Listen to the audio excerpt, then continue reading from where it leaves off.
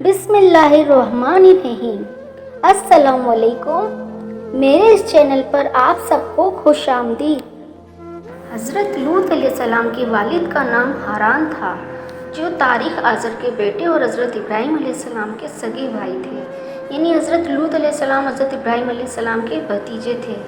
آپ علیہ السلام حضرت ابراہیم علیہ السلام پر سب سے پہلے ایمان لانے والوں میں شامل ہیں۔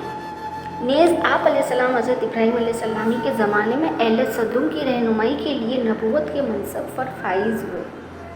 والد ہاران کے انتقال کے بعد حضرت لوط علیہ السلام اپنے چچا حضرت ابراہیم علیہ السلام کے ساتھ بابل میں مقیم رہے اور پھر ایک عرصے بعد صدوم نامی شہر میں آباد ہو گئے۔ صدوم کے آس پاس 5 نہایت خوبصورت شہر آباد تھے۔ لہذا کھیت یہاں کے باسیوں کی ضروریات سے کئی زیادہ تھے، اور یہی وجہ تھی کہ کرب و جوار کی بستیوں کے باسی بھی اپنے معاشی اور غذائی ضروریات کے لیے ان بستیوں کا رخ کیا کرتے، مگر یہ بات ان بستیوں کے لوگوں کو بالکل بھی پسند نہ تھی۔ ان کے خیال میں ان کی بستیوں میں پیدا ہونے والے پھلوں اور اناج سبزیوں پر صرف انہی کا حق ہے۔ ابتدا جب کوئی قوم اللہ کی دی ہوئی نعمتوں کا شکر ادا کرنے کی بجائے غرور و تکبر اور عادات بد میں مبتلا ہو جائے تو ایسے لوگوں کے دل اور دماغ پر شیطان قابض ہو جاتے ہیں، اور پھر یہ ابلیس کے نقش قدم پر چلنے لگتے ہیں۔ ایک دن بستی کے لوگ باہر سے آنے والوں کو روکنے کے طریقہ کار پر غور و فکر کر رہے تھے کہ ابلیس ایک بزرگ کی شکل میں ان کے محل میں آیا اور کہا، اگر تم ان سے پیچھا چھڑانا چاہتے ہو تو میرے کہنے پر عمل کرو۔ اجنبی بزرگ کی یہ بات سب نے نہایت توجہ سے سنی اور طریقہ بتانے پر اصرار کیا۔ ابلیس نے کہا کہ کل بتاؤں گا۔ دوسرے دن وہ ایک خوبصورت نوعمر لڑکے کے بھیس میں آیا اور انہیں اپنی عورتوں کی بجائے مردوں کے ساتھ فعل بد کرنا سکھایا۔ انہوں نے شیطان کی ایمان پر ایک ایسا گناہ ایجاد کیا جس کا اولاد آدم علیہ السلام میں اس سے پہلے کسی کو خیال نہ آیا تھا۔ یہی وہ وقت تھا کہ جب اللہ تعالیٰ نے حضرت لوط علیہ السلام کو نبی بنا کر اس قوم کی اصلاح کے لیے بھیجا۔ حضرت لوط علیہ السلام نے ان کی توحید کی دعوت اور بےہودہ حرکات سے منع فرمایا۔ قرآن پاک میں اللہ تعالیٰ فرماتا ہے، اور لوط علیہ السلام کو یاد کرو جب انہوں نے اپنی قوم سے کہا کہ تم بے حیائی کے کام کیوں کرتے ہو؟ کیا تم عورتوں کو چھوڑ کر لذت حاصل کرنے کے لیے مردوں کی طرف مائل ہوتے ہو؟ حقیقت یہ ہے کہ تم احمق لوگ ہو۔ سورۃ النمل 54 اور 55 آیت۔ حضرت لوط علیہ السلام اپنی قوم کی عادت بد کی وجہ سے بڑے فکر مند رہتے اور دن رات انہیں نصیحت و تبلیغ کرتے رہتے، لیکن قوم پر اس کا کوئی اثر نہ ہوا۔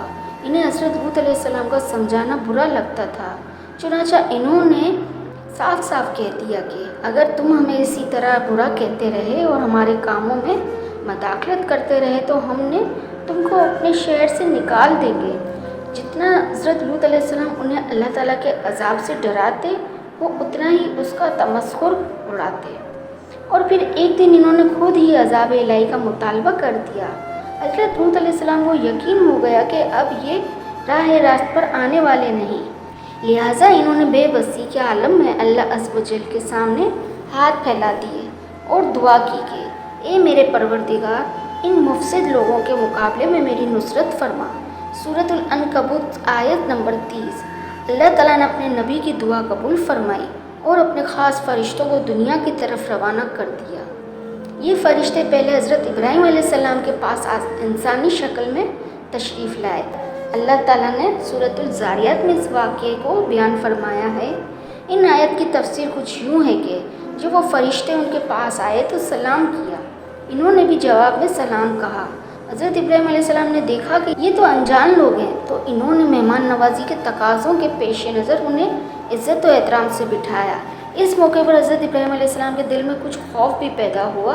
فرشتوں نے جب حضرت ابراہیم علیہ السلام کے چہرے پر خوف کے آثار دیکھے تو کہا، آپ علیہ السلام ہم سے خوف نہ کھائیں، ہم آپ علیہ السلام کو ایک دانش مند بیٹے کی بشارت دینے آئے ہیں۔ حضرت ابراہیم علیہ السلام نے ان سے کہا، اے اللہ کے بھیجے ہوئے فرشتوں، اس کے علاوہ تمہارا اور کیا مقصد ہے؟ انہوں نے کہا، ہم گناہگار قوم کی طرف بھیجے گئے ہیں تاکہ ان پر مٹی کے کنکر برسائے۔ فرشتے حضرت ابراہیم علیہ السلام سے ملاقات کے بعد حضرت لوط علیہ السلام کی بستی پہنچے اور دوپہر کے وقت وہاں داخل ہوئے۔ جب وہ صدم شہر میں پہنچے تو ان کی حضرت لوط علیہ السلام کی صاحبزادی سے ملاقات ہو گئی جو وہاں پانی بھرنے پہنچی تھی۔ فرشتوں نے لڑکی سے پوچھا، ہم یہاں کہیں ٹھہر سکتے ہیں؟ لڑکی نے جواب دیا، آپ یہیں رکے رہیں، میں واپس آ کر بتاتی ہوں۔ در حقیقت لڑکی کو ڈر ہوا کہ اگر یہ قوم کے ہاتھ لگ گئے تو ان سے بدسلوکی ہو سکتی ہے۔ وہ اپنے والد حضرت لوط علیہ السلام کے پاس تشریف لائیں اور صورتحال سے آگاہ کیا کہ ابا جان، شہر کے باہر چند اجنبی نوعمر لڑکے ہیں، کہیں ایسا نہ ہو کہ قوم ان کو پکڑ لے۔ قوم نے حضرت لوط علیہ السلام کو مہمانوں کو اپنے یہاں ٹھہرانے سے منع کیا، لیکن اس کے باوجود وہ چھپ چھپا کر انہیں اپنے گھر لے آئیں۔ فرمان باری تعالیٰ ہے، اور جب ہمارے فرشتے لوط علیہ السلام کے پاس آئے تو وہ ان کے آنے سے غم زدہ اور تنگ دل ہوئے اور کہنے لگے کہ آج کا دن بڑی مشکل کا دن ہے۔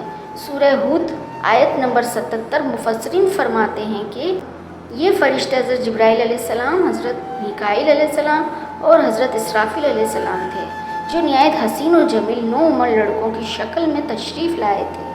حضرت لوط علیہ السلام نے جب ان خوبصورت نوعمر لڑکوں کو دیکھا تو سخت گھبراہٹ اور پریشانی میں مبتلا ہو گئے۔ انہوں نے اپنی قوم کی عادت قبیحہ کے پیش نظر خطرہ تھا کہ نہ جانے قوم ان کے ساتھ کیا سلوک کرے۔ حضرت لوط علیہ السلام کی بیوی کافروں سے ملی ہوئی تھی، سو اس نے نوعمر لڑکوں کی گھر میں موجودگی کا راز فاش کر دیا۔ یہ سن کر بستی والے دوڑتے ہوئے حضرت لوط علیہ السلام کے گھر پہنچے۔ حضرت لوط علیہ السلام نے گھر کے دروازے بند کر دیے اور ان نوجوانوں کو اپنے ایک کمرے میں چھپا دیا۔ بدکار مسلح لوگوں نے آپ علیہ السلام کے گھر کا گھیراؤ کیا اور ان میں سے کچھ گھر کی دیوار پر بھی چڑھنے کی کوشش کر رہے تھے۔ حضرت لوط علیہ السلام اپنے مہمانوں کی عزت کے خیال سے بہت زیادہ گھبرائے ہوئے تھے، چنانچہ بے بسی کے عالم میں ان کے منہ سے نکلا، اے کاش مجھ میں تمہارے مقابلے کی طاقت ہوتی یا کسی مضبوط قلعے میں پناہ پکڑ سکتا۔ سورہ ہود آیت نمبر 80۔ ابتداء فرشتے یہ سب منظر دیکھ رہے تھے۔ جب انہوں نے حضرت لوط علیہ السلام کی بے بسی اور پریشانی کا یہ عالم دیکھا تو حقیقت سے پردہ اٹھاتے ہوئے یوں گویا ہوئے، اے لوط علیہ السلام، ہم تمہارے رب کے بھیجے ہوئے فرشتے ہیں، یہ لوگ ہرگز تم تک نہیں پہنچ سکتے۔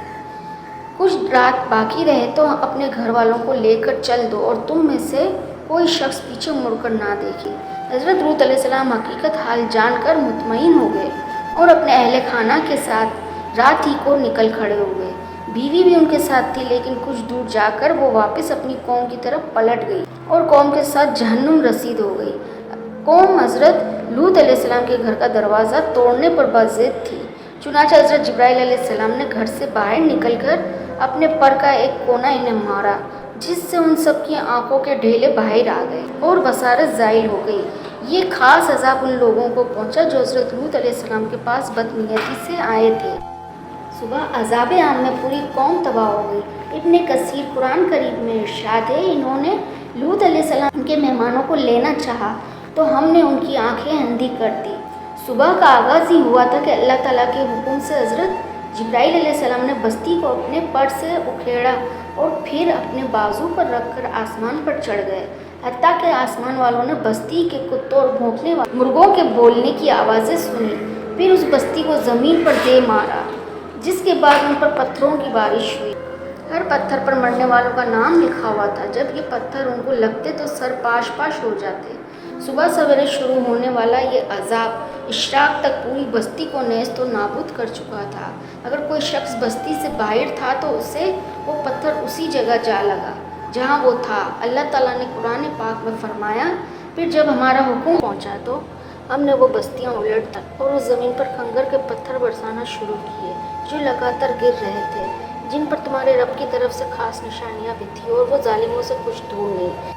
مقام لوط کی ان خوبصورت بستیوں کو اللہ تعالیٰ نے ایک انتہائی بدبودار اور سیاہ جھیل میں تبدیل کر دیا، جس کے پانی سے رہتی دنیا تک کوئی فائدہ نہیں اٹھایا جا سکتا۔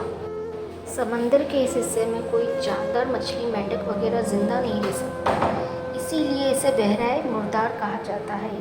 اس کے مغرب میں اسرائیل اور مشرق میں اردن واقع ہے۔ بحیرہ میت یا بحیرہ مردار کا یہ علاقہ سطح سمندر سے 20 میٹر یعنی 1378 فٹ نیچے ہے۔ اس جھیل کی لمبائی 67 کلومیٹر یعنی 42 میل اور چوڑائی 18 کلومیٹر یعنی 11 میل ہے۔